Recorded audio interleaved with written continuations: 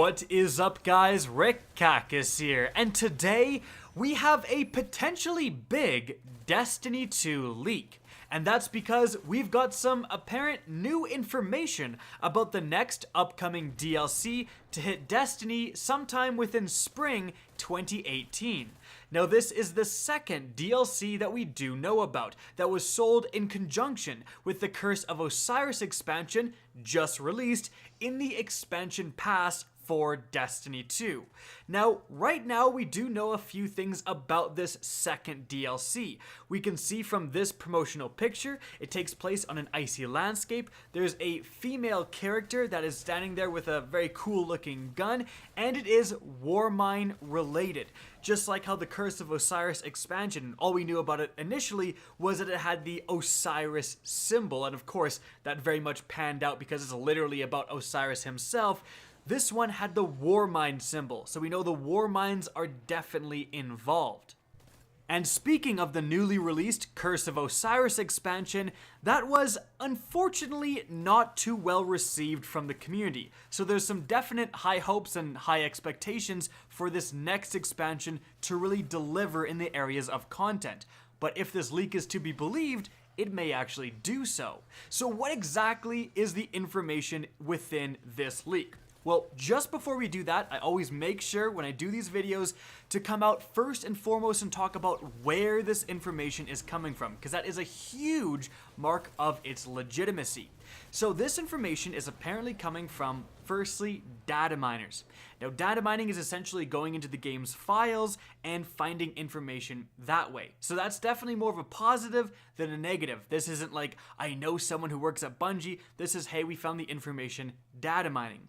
However, when diving into the sources, it links to the Destiny 2 subreddit, not the official like Destiny the game subreddit, which is a little bit suspicious there. And still, it's more secondhand information of, hey, we data mined and found this info, than here is the direct info. So keep that in mind. It certainly looks a little bit more legitimate than your usual leak, but not by much. And this is not any super substantial sources. So again, note that. But now moving into what actual information was within this leak. So, DLC number 2, the Warmind DLC, is apparently going to be called Heralds of Nezarec. And I hope I'm pronouncing that correctly. Now, you may recognize that last word, Nezarec. Now, that's because it's in Destiny 2 right now, with the exotic warlock helmet, Nezarec's Sin. Now, actually, we can read the lore here of this item. It states, he is that which is end, that which covets sin, the final god of pain, the purest light, the darkest hour, and he shall rise again. When the guiding shine fades and all seems lost, he will call you. Fear not. All he offers is not as dark as it may seem, for Nezarec is no demon, but a fiend, arch and vile in many ways unknown. He is a path and a way, one of many, and his sin, so wicked, so divine, is that he will never cower when dusk does fall, but stand vigilant as old stars die and new light blinks its first upon his fetid eternity. Whew, well, doesn't really sound like the kind of guy you'd invite over for a beer. So that's Nezarec. He's some sort of powerful being, and again, this is the in-game lore that we're getting from this exotic helmet. So this is within the lore that is available within Destiny 2 right now. So from the title and the information of who Nezarec is, I would assume that the storyline is something along the lines of trying to prevent Nezarec from being revived or reborn or created or something, and assumedly causing some huge problems for humanity.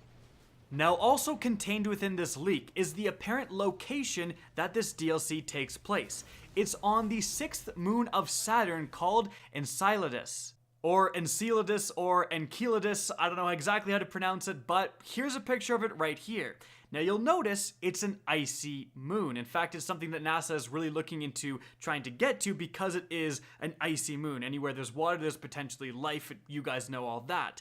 So this definitely adds up as a random moon on Saturn, but one that's covered in ice. And I mean, looking at the DLC picture we have so far that's public knowledge, it's definitely an icy background. We know that for sure. So this does match up. And not only do we have the location, but we apparently have the content, with this DLC containing 10 story missions and 3 new strikes according to this leak. In addition to all of that, there's also going to be 2 new enemy races, the first one known as the Frames and the next one known as the Heralds. Now, if you're like me, you just kinda sat up in your seat a little bit, because new enemy races is something that we haven't seen in Destiny, I mean, since the very beginning, since vanilla Destiny 1.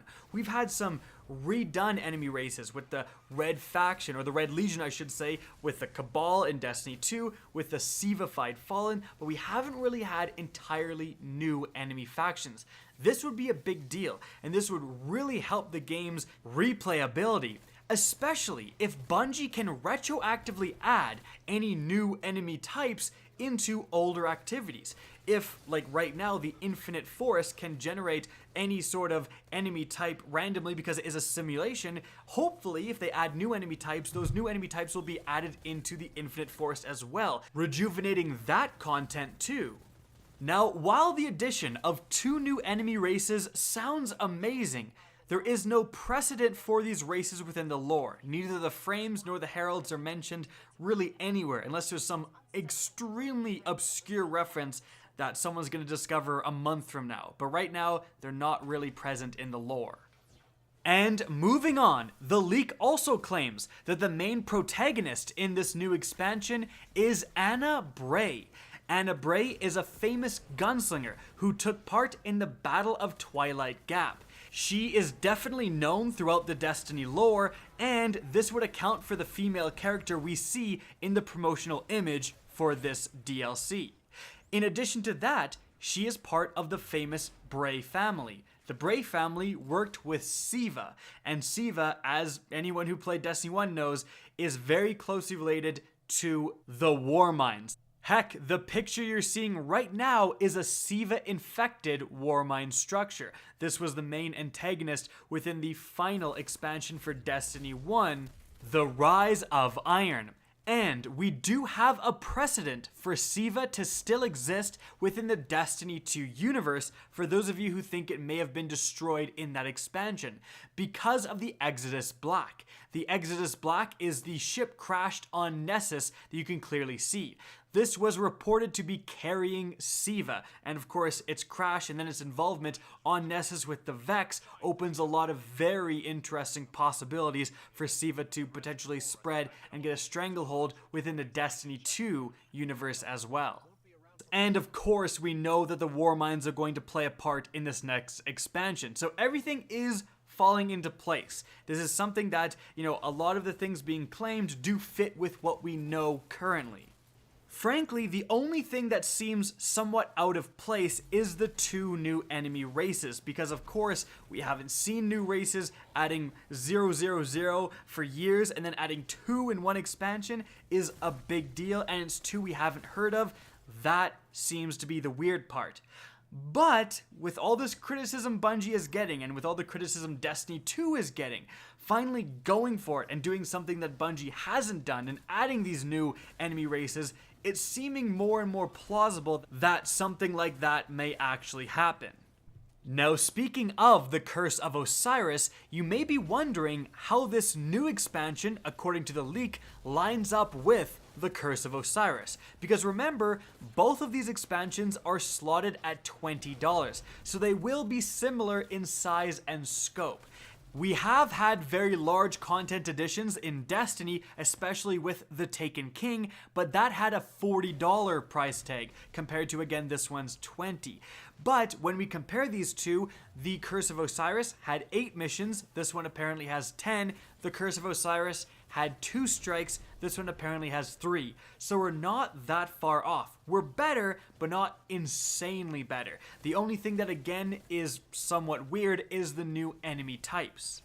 But again, this may just be Bungie actually stepping it up a notch. In any event, guys, that is it for all of the information contained within this leak. Certainly, it's an interesting one. Guys, I hope you enjoyed the video and found this informative. If you did, please remember to help me out by simply rating and especially sharing this video. If you guys want to see more Destiny 2 content similar to this, don't be afraid to slap that subscribe button. Now, if you guys want to get in touch with me and keep up to date with the latest channel activity, the best way is to follow me on Twitter at RickCacus. That's linked in the description down below, as is my Twitch channel, which you can also follow. Again, I hope you enjoyed the video, and as always, have a good day.